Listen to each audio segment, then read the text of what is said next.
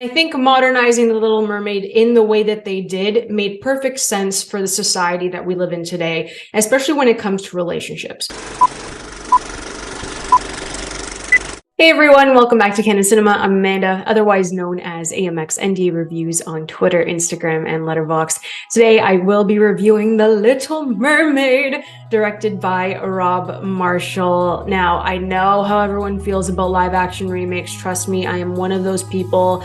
I remember seeing the character poster for Flounder, and obviously it's dipped in like real life that they got a fish to look exactly like Flounder. It would be impossible, but it's very realistic, and I was worried. I was worried about this movie just because when there are animals involved that looked really cute in the animated feature, it's really hard to translate that to live action. I have a couple of thoughts on that, but first and foremost, Rob Marshall directed one of my favorite early 2000 movies, and that is Chicago. Chicago is like one of my favorite films of all time. So he has the musical theater eye, and he brought that to The Little Mermaid. Obviously, there is a stage production. It was on Broadway. So I think that knowing that there is a stage background plus the animated feature, obviously, the visuals and the blocking came together. And I think that The Little Mermaid is one of the better Disney live actions. Now, this movie is not possible without the essence, the spirit, the beauty of Halle Bailey. This is her first time out. She has never had a leading role. She came out and she embodied Ariel to a T. When you listen to Halle Bailey in interviews, please watch her interviews before you watch Little Mermaid, and you can just hear the tone of her voice, the lightness. Okay, she is so likable and lovable and sweet and kind, and that just translates through Ariel. And she's mischievous, she's adventurous, you see that, and she brought that into Ariel, and I thought that her performance really held everything together. Now, if you haven't watched the animated feature in a while, the story has changed. I didn't mind the changes. I'm not going to spoil the changes. It wasn't as bad as people said it was going to be. I think it worked. I think the added songs were great. I mean, Lin-Manuel Miranda had a hand in a couple of them, and I thought they were wonderful, but I don't think it's as bad as people were making it out to be. Is the CGI the main issue with this film? No, because it's underwater, okay? It's not the level of Avatar: The Way of Water. It's impossible. 13 years in the making that movie. They're not going to have the equivalent type of underwater visual aesthetic that we appreciated with Avatar: The Way of Water. However, the thing with the CGI is the main focus is on the hair, or else the body movements were really fluid. The tails for the mermaids were just absolutely gorgeous and colorful, and it was so cute. Even talking underwater, the movements wasn't that bad. It was the hair. You want the hair to be realistic underwater, but then with the CGI, the hairline is here. So unfortunately, when people were moving, the hair was moving, but then the top of their forehead and their head here, where the hairline is, moved with the hair. Is it that distracting? Absolutely not, because you have great actors in here. You have great performances in here.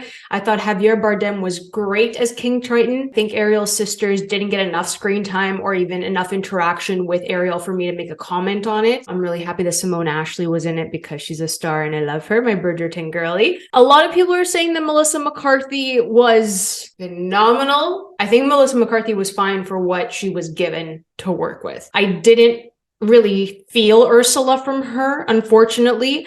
She put on a clinic with Poor Unfortunate Souls. She put everything into it. I think that I'm so used to seeing Ursula as this larger than life character. She didn't bring that to a level. It was more so like Melissa McCarthy being mean, and she didn't embody Ursula. She didn't embody Ursula at all. You'll get what I mean by that afterwards when you watch the movie. But I'm pretty sure people are really complaining about what they omitted from Poor Unfortunate Souls, unfortunately. I think that she was fine. She was good. I think the transitions were really stiff, but even the transitions in the animated feature, they weren't that strong. It was more of the scene ends here, and now we're going to move here, and now we're going to move here. There was no fluidity. Jonah haur-king as Prince Eric, my heart. We get more of a backstory with Prince Eric, which was well needed and really worked with the story that was being told for Ariel. I think that being adventurous and having issues of being trapped in their house, in their kingdom, and not being able to explore and be free and do whatever they want because their parents, they're very afraid of the outside world, considering what happened to them and to, you know, Ariel's mom. And then obviously Eric was an orphan and washed up on a shipwreck. I think both of their backstories made sense. Everything just fit better with this script, more so than the animated feature.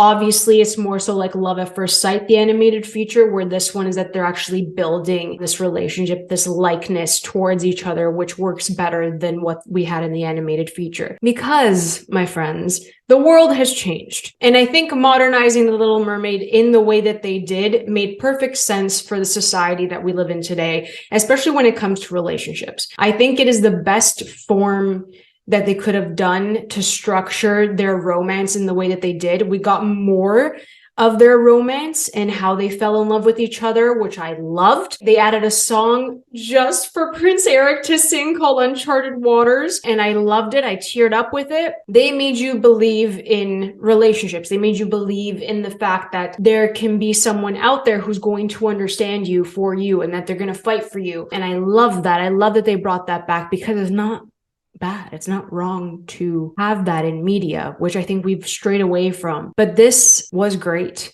It did run a bit long. The CGI sometimes was wonky. I'm not saying it's perfect. I think the 2 hours and 15 minutes was just a stretch. And you could feel that in the last half hour. The third act CGI situation was probably what took me out towards the end because they didn't know when to end it, and that's how you could feel it. I do think that Jacob Tremblay was the absolute perfect choice for Flounder, even though I did not like the character design for Flounder whatsoever. When you hear Jacob Tremblay speaking, it takes away from the fact that it's an actual live fish. You don't realize it because he does so well. He was perfect. The second he got cast, I said that is Flounder. Perfect voice for Flounder. He killed it. Daveed Diggs, let's praise that man. Okay, Sebastian, absolute perfection. I thought I wasn't gonna vibe with it, but Daveed Diggs, his voice alone carried majority of the movie because obviously if you've watched the animated feature, you know that Sebastian is a massive character compared to like King Triton, who is his overseer. So he spends the most time with Ariel. Under the Sea, I was so worried about it because obviously in animation, you can add so many layers and so many things within the frame, but they translated it so well, and I was very happy with that. I think when Halle Bailey couldn't speak for the second half of this film, I loved what she did. And I know that, you know, her reactions, her expressions, her mannerisms, the body language, her eyes were sparkling looking at Prince Eric. And I absolutely love what she did with this. It was so cute. And there's like this, she has an aura about her that she just draws you in with how like sweet and kind she is, like I said before. And that's what makes you kind of fall in love with her as the idea of a princess. She was adorable and she really brought it. The other thing I'm going to touch upon is Kiss the Girl. I did not mind the changes because it made sense in context of the movie, of their story that they crafted. It made the most sense. Did I even like think twice about, oh, they changed the lyrics? Absolutely not. You don't even notice that they do. But when you really listen to it, like I did afterwards, I'm like, these are the changes. That's fine. Visually, what they did with Kiss the Girl, I absolutely loved it. I thought it was so cute. So those are like the main songs. Part of Your World, I don't even have to talk about because everyone's heard her sing it. But in the movie, when that scene happens, it's like you get a flashback to when you were that age and you were under your parents' rule and you really couldn't make a life for yourself yet or do whatever you wanted. And you know, she's struggling to go to the surface and unify the people. But then when she starts singing Part of Your World, it's like an instant connection with Ariel and with Halle Bailey, who has the most angelic voice possible. But I cried. I cried with Part of Your World. It was just so amazing to see that in live action. I even teared up when you go into her little cave with all of her like thingamabobs like all over the place in her cave. I cheered up with that because I'm like, wow, they actually did it the way that it was in the animated feature film. And I think a lot of people would be upset with the fact that they're saying, oh, it's a copy and paste. I'm like, but it really isn't. It's totally okay to have iconic moments from the animated feature presented through the live action. And I think they translated many of those scenes incredibly well.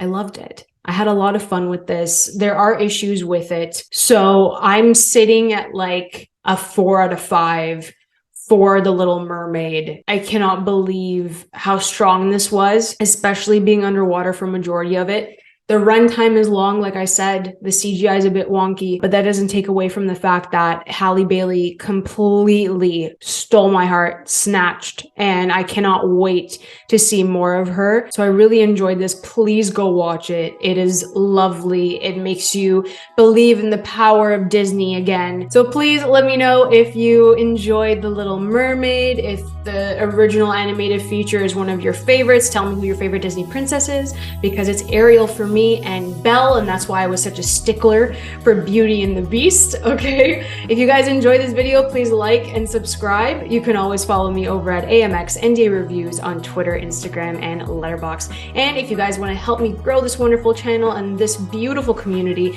you guys can check out ways to do that in the bio below. I'll catch you guys next time. Keep watching movies.